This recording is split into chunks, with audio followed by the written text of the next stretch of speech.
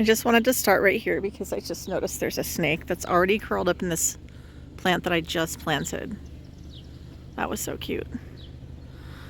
Little teeny snake.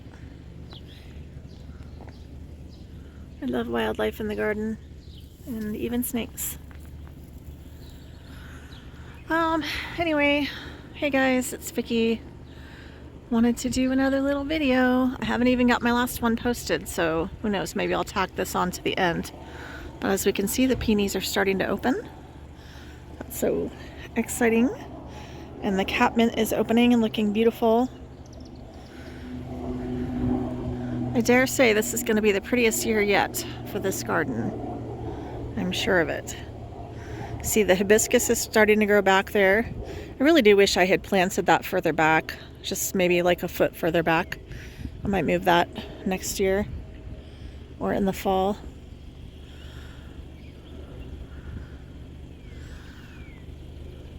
When I watched my previous videos, I noticed how quickly I was going. As usual, it's so hard to remember to slow down and really get good images of the flowers. I know that's what people actually like to see. Unfortunately, it is close to noon, so this is not the best time of day to be doing this, but I came over. I shouldn't even be planting stuff, but I found these on clearance. Blue, hang on, I got another one down here with the tag still on it.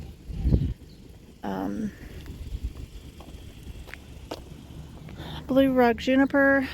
I had talked to you guys before about wanting to put something over this edge that will be evergreen and eventually hide the cracks I have along the ledge, and I won't have to wait for something like potato plant to grow in and hide it, because you know that takes like a month or two, and so really it's only ends up being hidden for like maybe 3 months out of the year.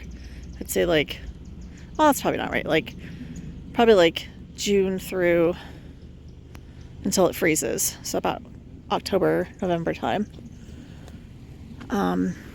Anyway, do you want to mention, do you see these Siberian iris right here? Those are Caesar's brother. This is like the 3rd year I've had those, and I swear to you, I think it's the first time they've ever bloomed.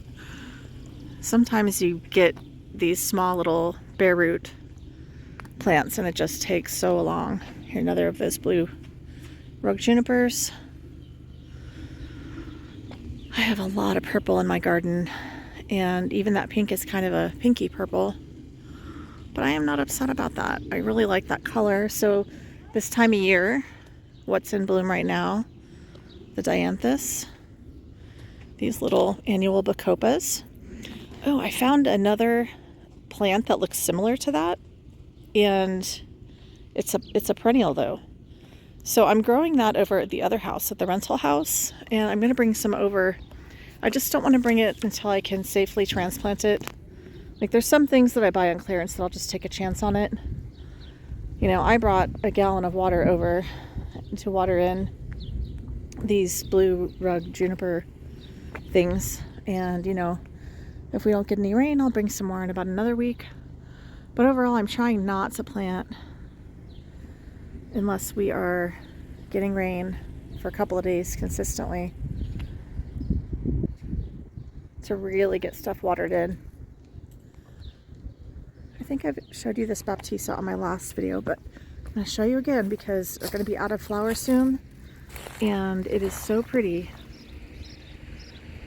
I'm thinking I'm going to take out this patch of the orange ditch lily, and I'm going to add, I think maybe like 2 more, because these each get about 3, even 4 feet, 3 or 4 feet tall and wide. So if I put like 1 more right there, and then one more like right here, kind of on this slant, that would make a really big show of the Baptisia I mean, this one's going to get probably 2 or 3 times as big as it already currently is, I'd say by next year or the year after. So you don't need many of them to make quite an impact, that's for sure. Another thing I noticed is that over here,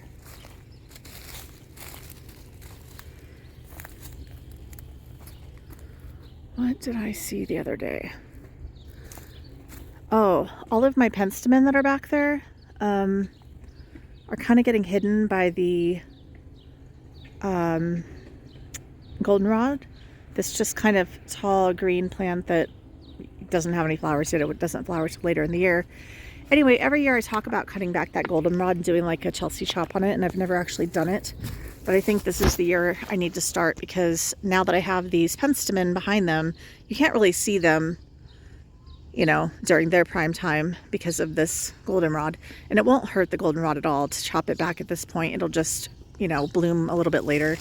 But it is supposed to help it to be bushier and stronger and slightly shorter stemmed, I believe. So that's the philosophy. Probably gonna do that. I know I mentioned this on my last video, but this I planted last year is called toadflax, I think, and you can see it's starting to get little bloom tips on the ends. I can't wait for this. If I find more of this, I'm gonna buy more of this. I really like it, and I'm excited that it's a perennial, so definitely gonna add more of that. But here is that Caesar's brother. Not even fully open yet, but they are very pretty.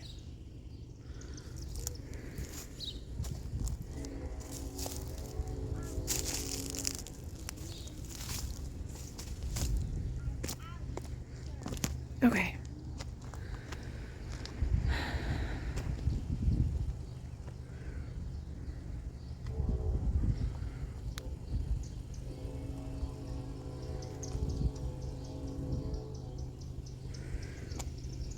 I wonder how you guys are doing. Some of my regular gardeners that I watch haven't been putting out as many videos, so I'm hoping everything's going okay in their life.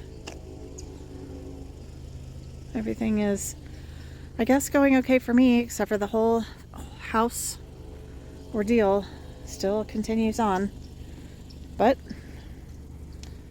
fingers crossed, we should be back in our house, which will not be done at all by the end of this month. And then we're going to have to live there while they continue finishing up the work, because they have taken so long and dragged their feet so badly.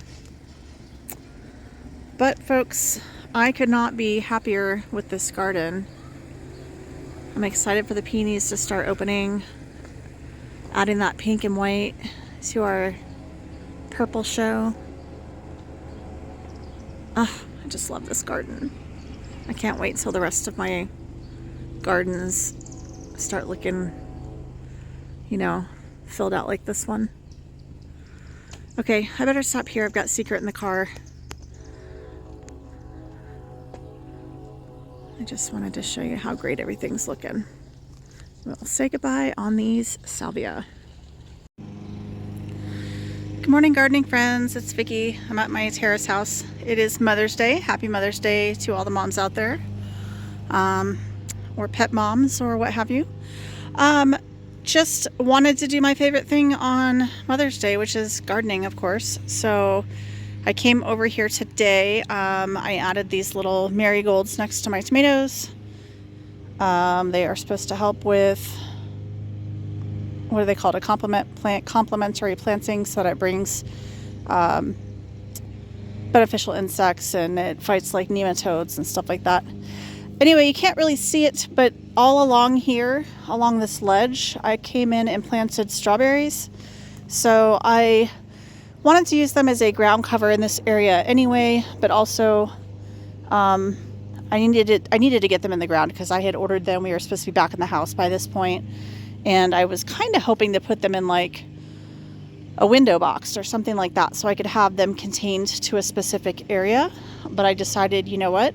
I don't mind if I have strawberries running through my garden, because I think they're pretty. They are nice ground cover. They help prevent weeds, and it's a food. So anyway, I've, like I said, planted them all along here.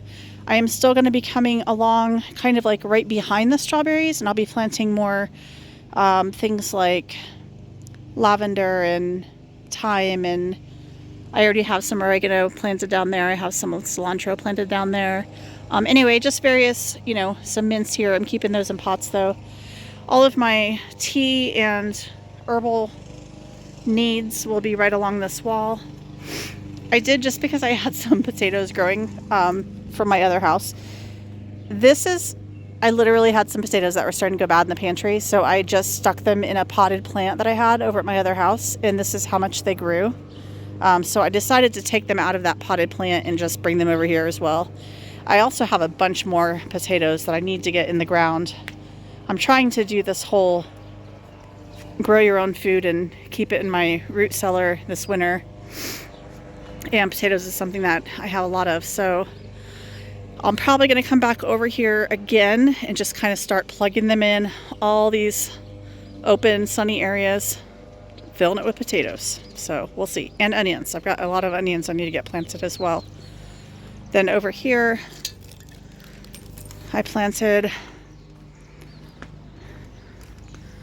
this lemon lace elderberry. Do you see that little teeny white, not white, greenish chartreuse little fluffy guy right there? That is a lemon lace elderberry. Same as this big pretty one right here.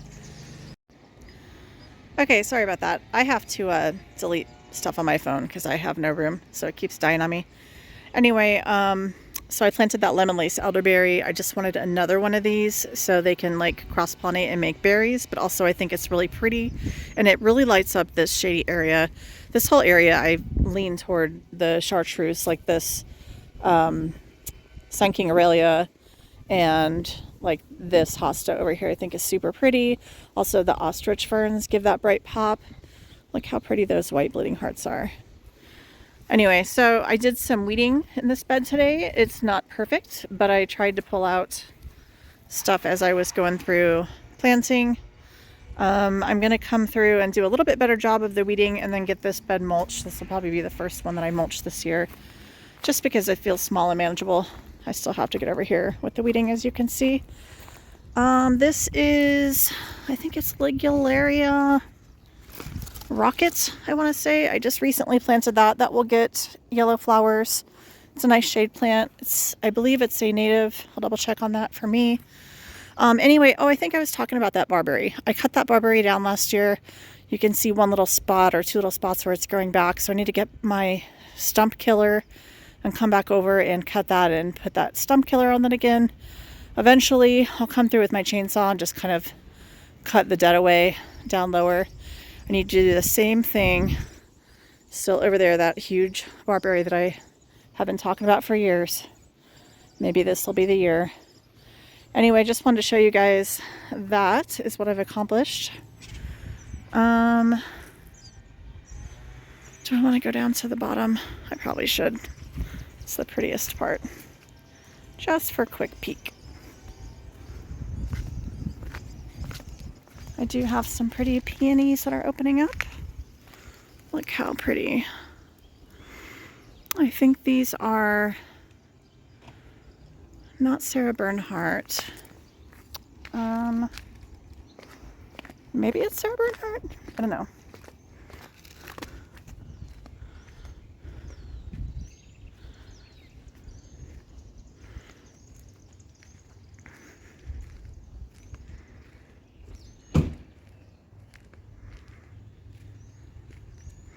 I was talking to one of my neighbors earlier and I was just telling her how I'm noticing that my garden is very much purple, mostly.